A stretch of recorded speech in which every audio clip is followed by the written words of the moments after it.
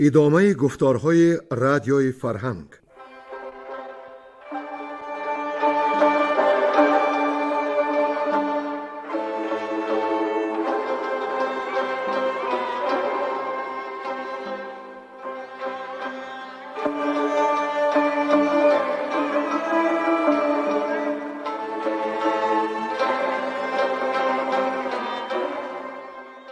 بسا رنج بردم در این سال سی، عجم زنده کردم بدین پارسی.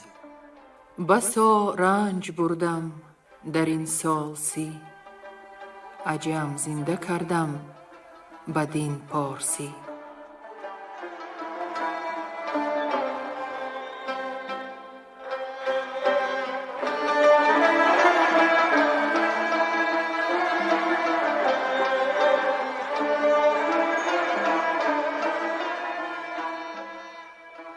شنونده های ارجمند، با توجه شما محفل ادبی از روی شاهنامه بیزوال ابوالقاسم فردوسی. صدر محفل نظام قاسم.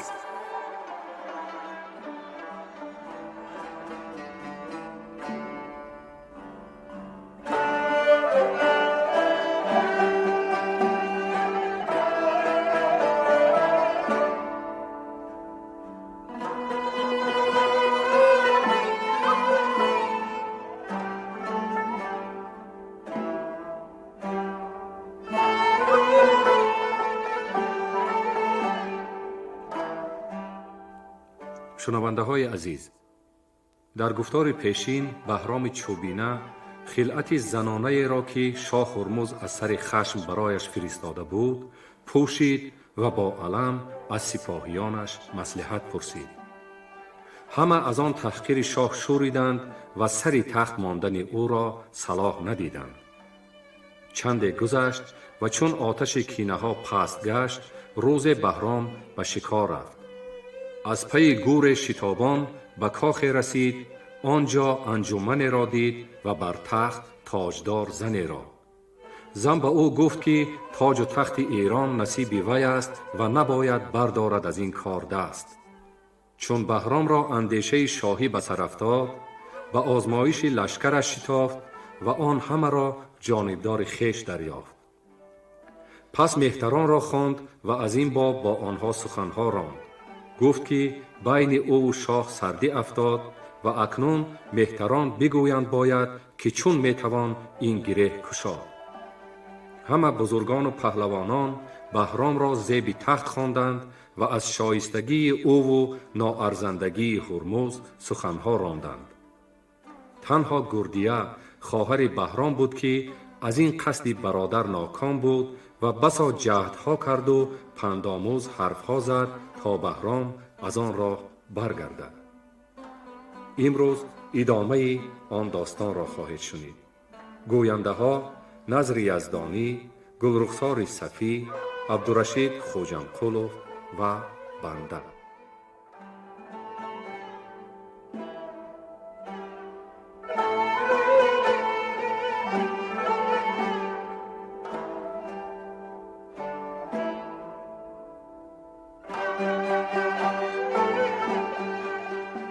سپهدار لب را به دندان گرفت، همه انجمن ماند از او در شگفت. بدانست کو راست گوید همه، جز از راه خوبی نجوید همه. یلان سینه گفت ای گرانمایه زن، تو بر انجمن رای شاهان مزن. که هرمز بدین چند گه بگذرد، ز تخت مهی پهلوان برخورد. چو هرمز چنین باشد اندر هنر، برادرت را شاه ایران شمر. به تاج کیی ار بنازد همه، چرا خلعت از دوغ سازد همه. یکی پهلوان شیرمرد چنین، که از بیم تیغش بلرزد زمین. بدو دوک و پنبه فرستد نثار، تفو بر چنان بی وفا شهریار. سخن بس کن از هرمزی ترکزاد، که اندر زمانه مبادا نژاد.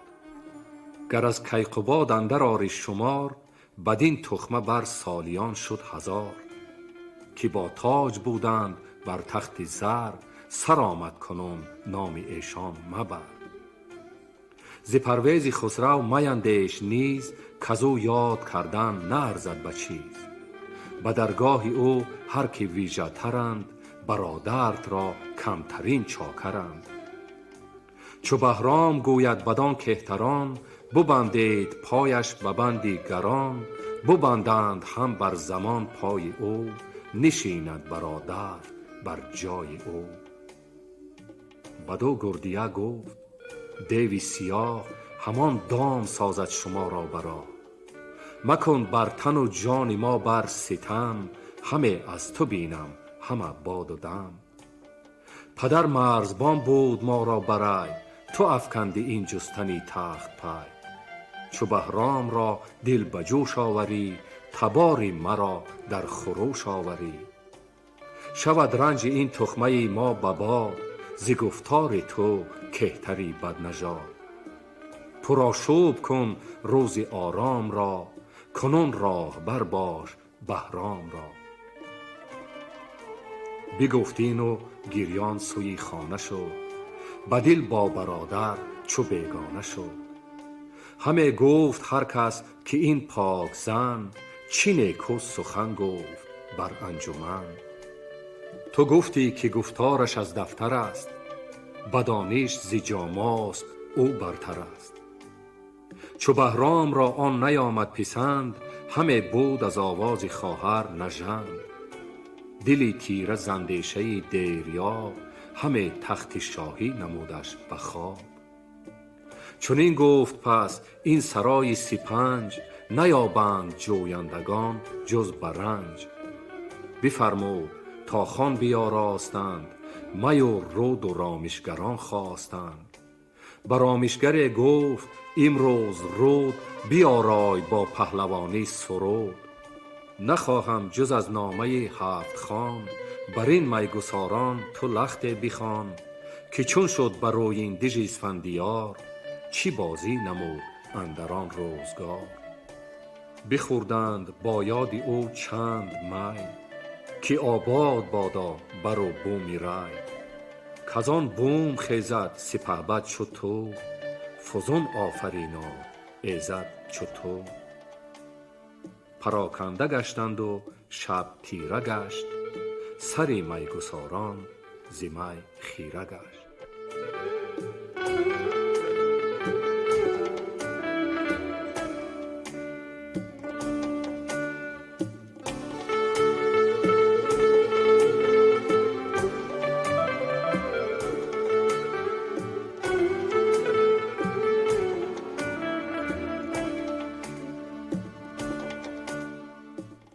سیکه زدن بهرام به نام خسرو پرویز.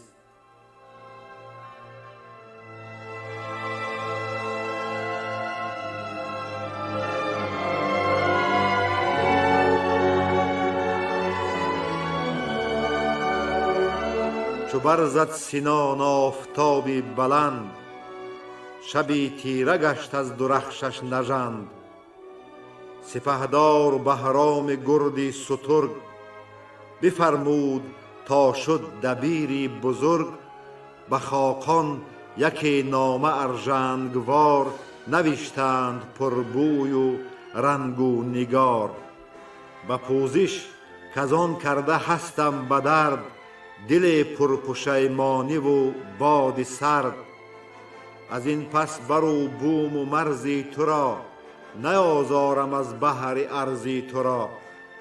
اگر بر جهان پاک مهتر شوم، تو را همچو کهتر برادر شوم. تو باید که دل را بشویی ز کین، نداری جدا مرز ایران زمین. به دل یادگاری گذشته مگیر، که یزدان ز بنده است پوزش پذیر. همه آفرین باد بر رای تو، بر آن نامور بوم و بر جای تو.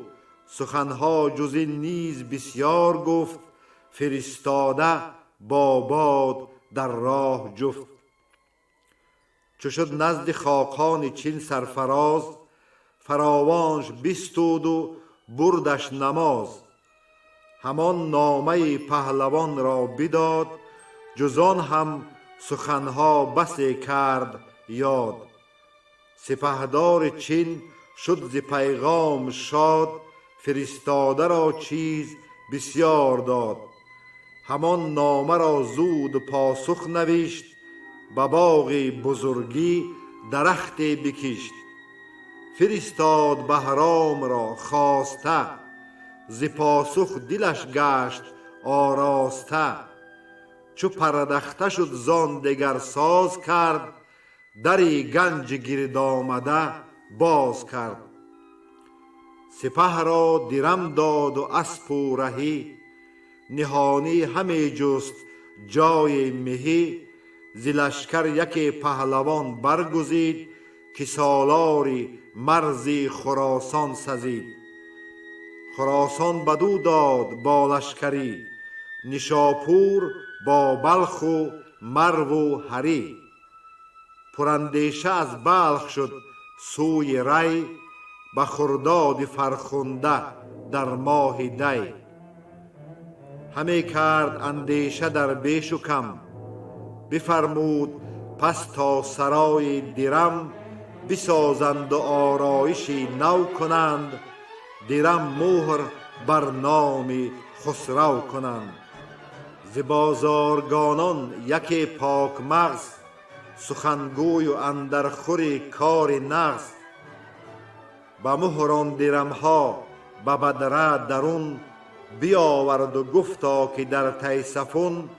بیارند پرمایه دیبای روم، که پیکر بریشم بود زرش بوم. بخرند تا آن درم نزد شاه، برند و کند مهر او را نگاه.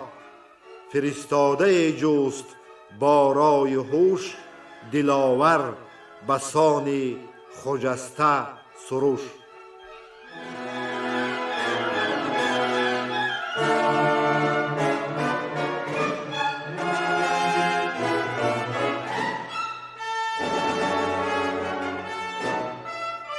نامه نوشتن بهرام نزد هرمز و گریختن خسرو پرویز از پیش پدر.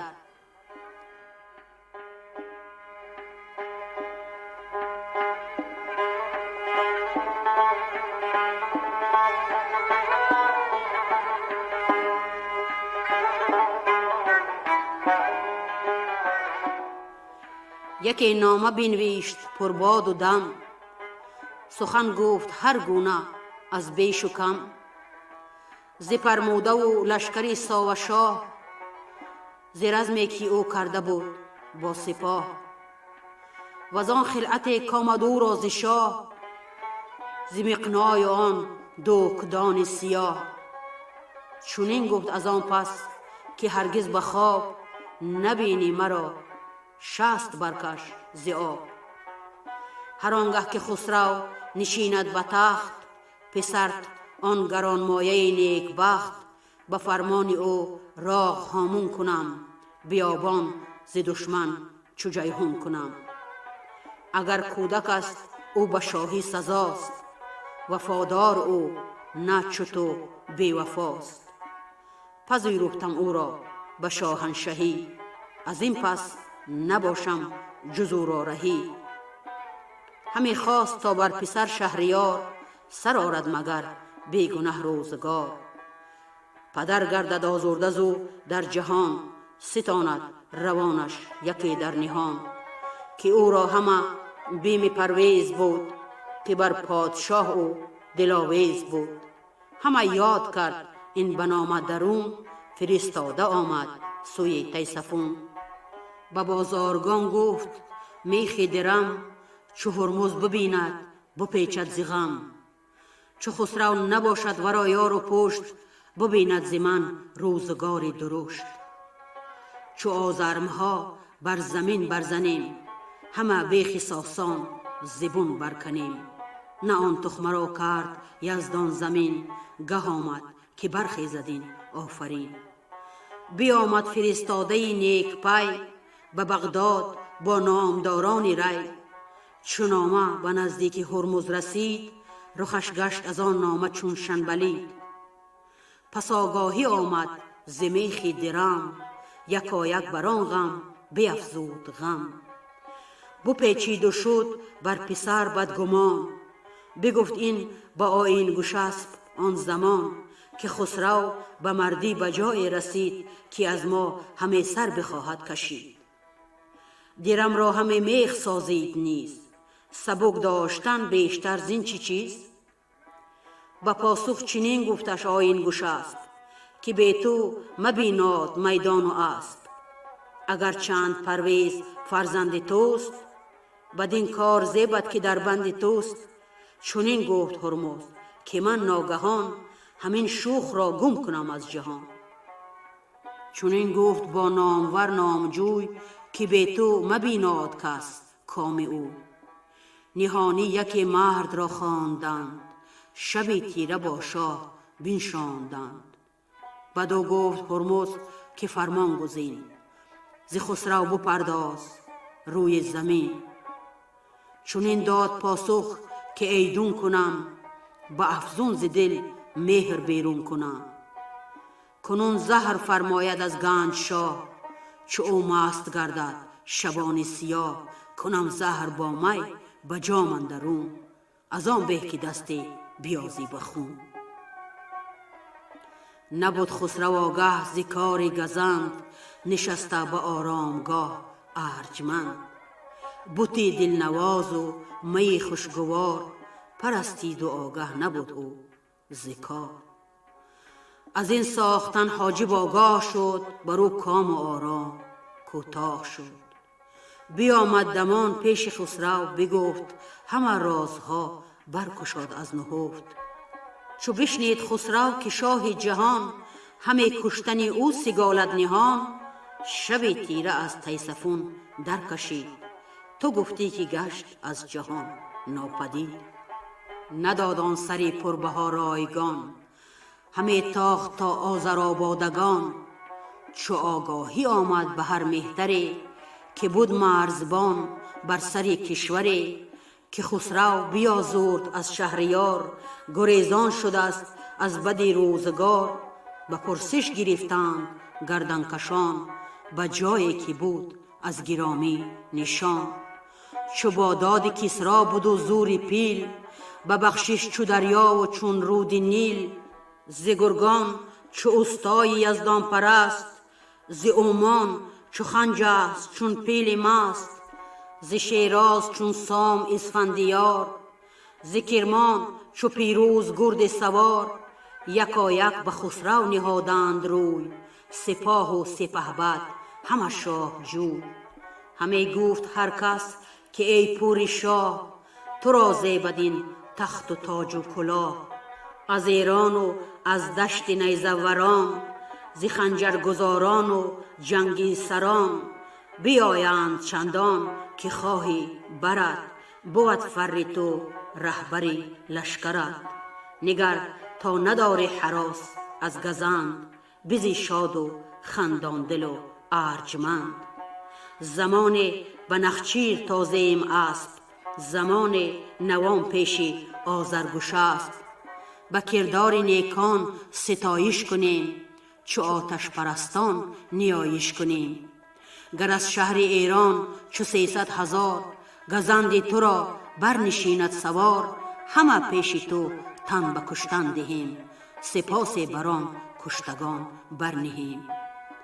بدیشان چنین گفت خسرو که من، پر از بیمم از شاه و از انجمن.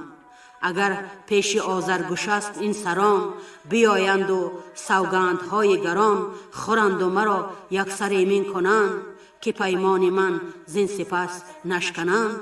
بباشم بدین مرز با ایمنی، نترسم ز تیماری آهرمنی. یلان چون شنیدند گفتار اوی، همه سوی آذر نهادند روی. بخوردند سوگندهایی که خواست، که مهری تو با دیده داری راست. چو ایمن شد از نامداران نهان، ز هر سو برافکند کارآگهان. که تا از گریزش چی گوید پدر، مگر چاره نو بسازد دیگر. چو بشنید هرمز که خسرو برفت، همان در زمان کس فرستاد تفت. چو گستهم و بیندوی را کرده بند، به زندان برد مرد ناسودمند. که این هر دو خالان خسرو بودند، به مردانگی در جهان نو بودند. جز این هر کی بودند خویشان اوی، به زندان کشیدند با گفتگوی.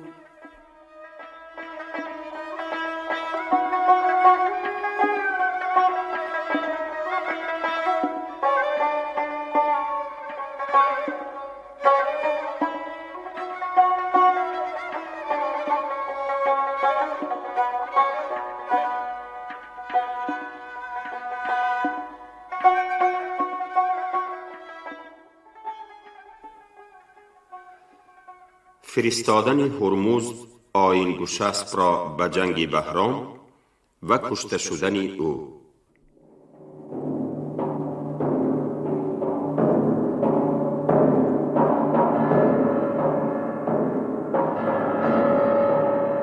به آیین گشسپ آنگه شاه گفت، که از رای دوریم و با درد جفت. چی نو شد چی سازیم بهرام را، چنان بنده خاری خودکام را. شد آیین گشسپ اندران راه جوی، که آن رای را چون دهد رنگ و بوی. بدو گفت که ای شاه گردن فراز، سخنهای چوبین ز من شد دراز. همی خون من جوید اندر نهان، نخستین ز من گشت خسته روان. مرا نزد او پای کرده ببند، فرستی مگر باشدت سودمند. بدو گفت شاه این نه کاری من است، که این راه بدگوهر آهرمن است. سپاهی فرستم تو سالار باش، بر از من درون نام بردار باش. نخستین فرستش یکی رهنمون، بدان تا چی بیند به سرش اندرون.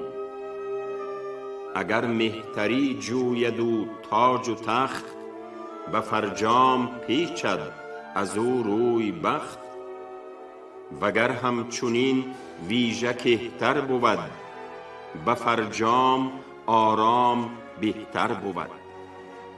ز گیتی یکی بهره او را دهم، کلاهی یلانش به سر برنهم. ز گیتی چو بهرامی جنگی کم است، مرا چاکر است ارچی چون رستم است.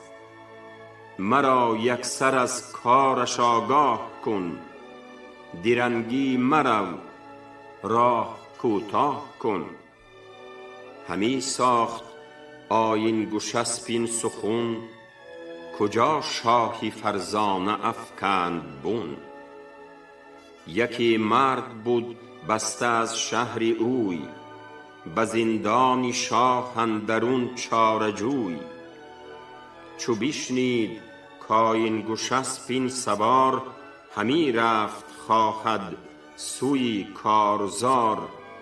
کسی را ز زندان به نزدیک اوی، فرستاد کی مهتری راه جوی.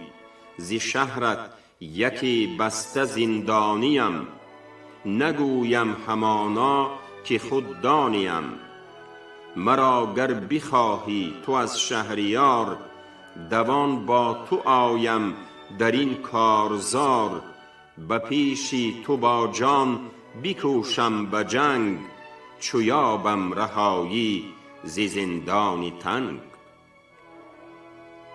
فرستاد آیین گشسپ آن زمان، کسی را بری شاه گیتی دمان. که همشهری من به زندان در است، به بند و به بیمی گزند اندر است. به من بخشد او را جهاندار شاه، هم اکنون به من اندر آید به راه. بدو گفت شاه این بدی نابکار به پیشی تو در کی کند کارزار. یکی مردی خونریز و بیکار و دوز، بخواهی ز من چشم داری بموز. ولیکن کنون زین سخن چاره نیست، وگر زو بتر نیز پتیاره نیست. بدو داد مردی بدآمیز را، چنان بدکنیش دزدی خونریز را. بیاورد آیین گشسپین سپاه، همی راند چون باد لشکر به راه. بدین گونه تا شهری همدان رسید، به جایی که لشکر فرود آورید. بپرسید تازان گرانمایه شهر، کی دارد همی زختر و فال بهر. بدو هر کسی گفت اخترشناس، به نزدی تو آید پذیرد سپاس. یکی پیر از آن شهر بود نامجوی، گرازان بیامد به نزدیک اوی. یکی پیرزن مایه‌داری در است، که گویی مگر دیده اختر است. از او فال زن به نباشد همی، نباشند گفتنش بیش و کمی. سخن هرچی گوید نباشد جز آن، نگوید به تموز و ماهی خزان. چو بشنید گفتارش آیین گشسپ، همان در زمان کس فرستاد و اسپ. چو آمد بپرسیدش از کار شاه، وزان کو بیاورد لشکر به راه. بدو گفت از آن پس که در گوش من، یکی لب بجنبان که تا هوش من. به بستر برآید ز تیره تنم، وگر خسته از خنجری دشمنم. همی گفت با پیرزن راز خویش، نهان کرده از هر کس آواز خویش. میان اندرون مرد کو را ز شاه، رهانیده با او بیامد به راه. به پیشی زنی فال زن برگذشت، به مهتر نگه کرد و اندر گذشت. بدو پیرزن گفت کین مرد کیست، که از زخم او بر تو باید گریست. پسندیده هوشی تو بر دست اوست، که نه مغز بادش به گیتی نه پوست. چو بشنید آیین گشسپ این سخن، به یاد آمدش گفتگوی کهن. که از گفتی اخترشناسان شنید، همی کرد بر خویشتن ناپدید. که هوشی تو بر دست همسایه، یکی پرنیازی و بیمایه. برآید به راهی دراز اندرون، تو زاری کنی او بریزد خون. ورا هدیه داد و گسی کرد زود، وز اندیشه ها خواب و خوردش نبود. یکی نامه بنوشت نزدیک شاه، که این را که برداشتم من ز راه. نبایست کردن ز زندان رها، که این است از بچه اژدها. همی راند شاه این سخن با رهی، رهی را نبود فری شاهنشهی. چو آید بفرمای تا در زمان، ببرد به خنجر سرش بدگمان. نوشت و نهاد از برش مهر خویش، چو شد خشک همسایه را خواند پیش. فراوانش بستود و بخشید چیز، بسی بیمنیش آفرین خواند نیز. بدو گفت کین نامه اندر نهان، ببر زود نزدیک شاهی جهان. چو پاسخ کند زود پیشی من آر، نگر تا نباشی بری شهریار. از او بیستد آن نامه مردی جوان، برفتن پراندیشه بودش روان.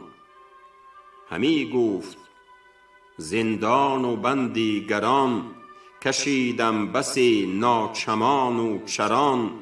رهانید یزدان از آن سختیم، وزان کرم و تیمار و بدبختیم. کنون بازگردم سوی تیسفون، بجوش آید اندر تنم مغز و خون. زمان همی بود بره بر نژند، پس از نامه شاه بگشاد بند.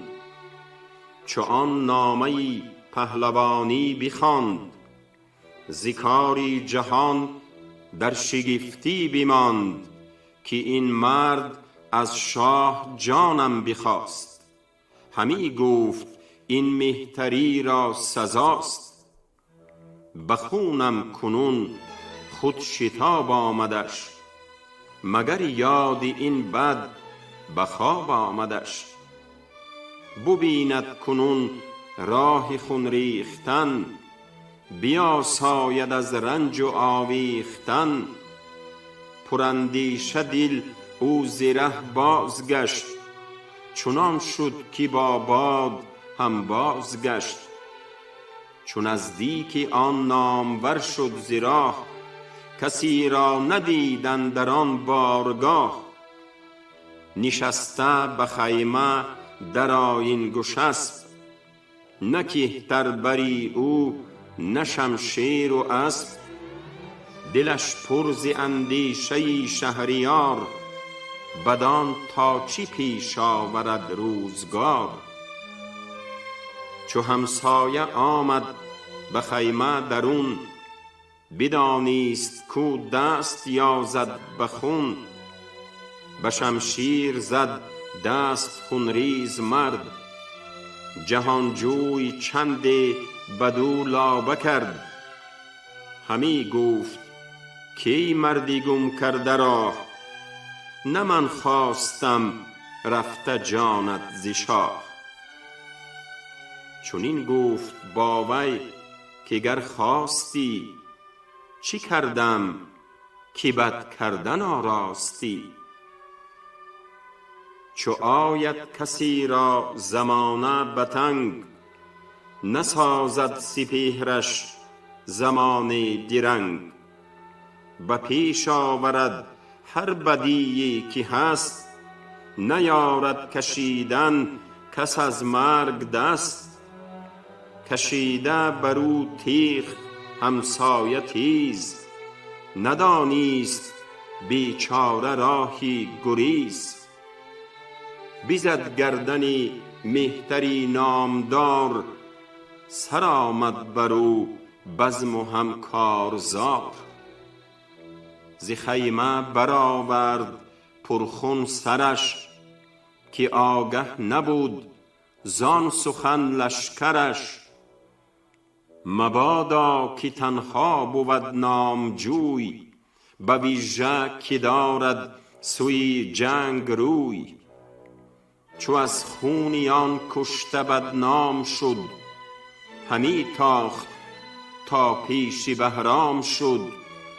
بدو گفت اینک سری دشمنت، که او بدسگالیده بود بر تنت. چو با لشکر آمد همی پیش تو، نبود آگه از رای کم بیش تو. بپرسید بهرام کین مرد کیست، بر این سر به گیتی کی خواهد گریست. چنین گفت کاین گشسپی سوار، که با تو سگالیده بود کارزار. بدو گفت بهرام کین پارسا بدان رفته بود از دری پادشاه که با شاه ما را دهد آشتی به خواب اندرون سرش برداشتی تو با دفره یابی اکنون ز من که بر تو بگرید بزار انجمن بفرمود داری زدن بر درش نظاره برو کشور و لشکرش نگون بخت را زنده بردار کرد دلی مردی بیکار بیدار کرد سواران آیین گشسپی سوار که آورده بود از دری شهریار چو کاری سپهبد به فرجام شد ز مردم بسی پیش بهرام شد گروهی سوی خسرو آمد ز راه تنی چند رفتند نزدیک شاه چنان شد که از بیشبانی رمه پراکنده گردد به روزی دمه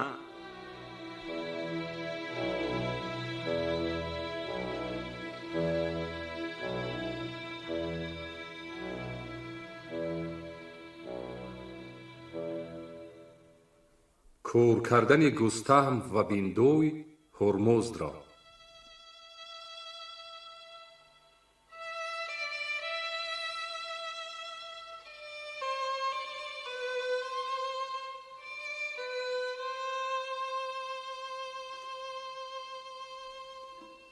چو آگاهی آمد سوی شهریار ز آیین گشسپ آن گوی نامدار از اندوه دری بار دادن ببست ندیدش کسی نیز با می به دست برآمد از آرام و از خورد و خواب همه بود با دیدگان پر ز آب به در بر سخن رفت چند ز شاه که پرده فرو هیشت از بارگاه بماندند از آن کار گردان شگفت همه هر کسی رای دیگر گرفت یکی گفت بهرام شد جنگجوی به تختی بزرگی نهاده است روی دیگر گفت خسرو ز آزار شاه همه سوی ایران گذارد سپاه چو از تیسفون بر شد آن گفت و گوی از آن پادشاهی بشد رنگ و بوی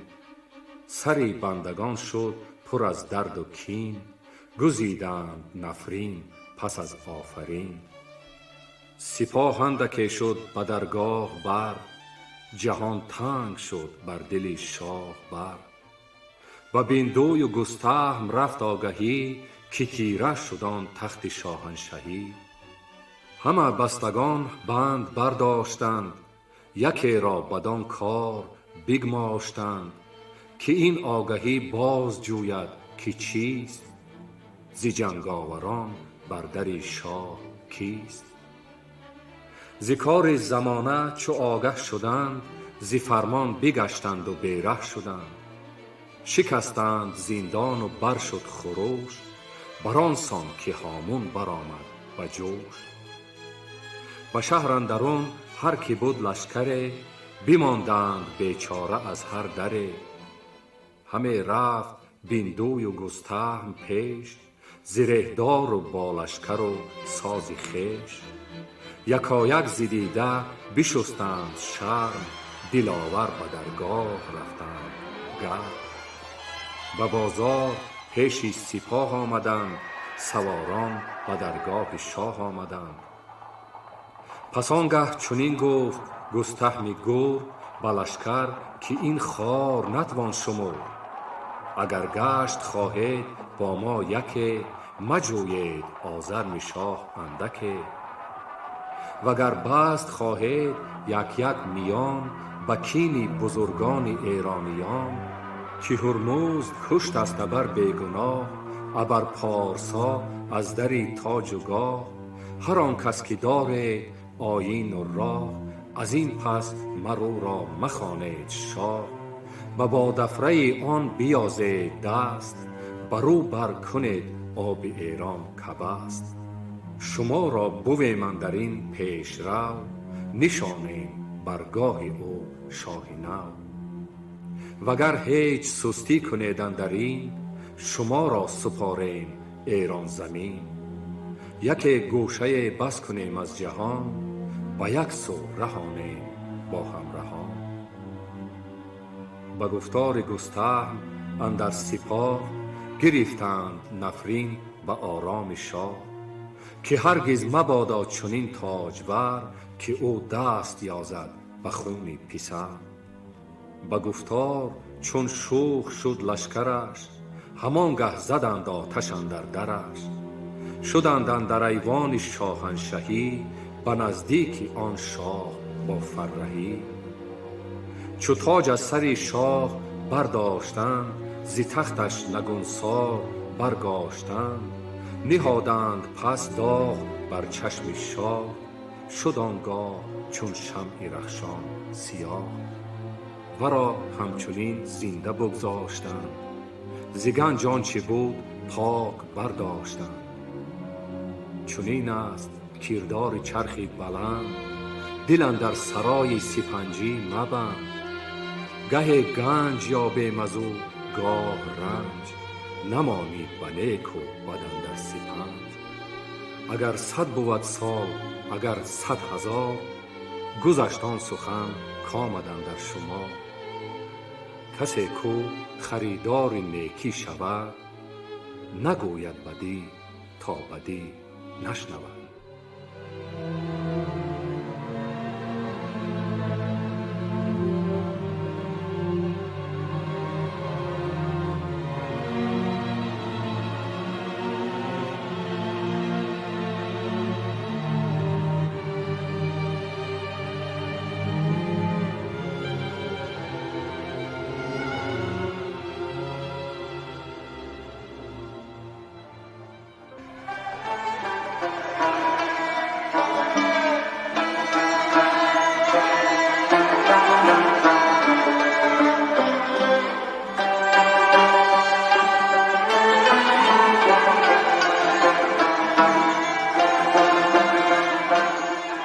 شما محفل ادبی را از روی شاهنامه بیزوال ابوالقاسم فردوسی شنیدید.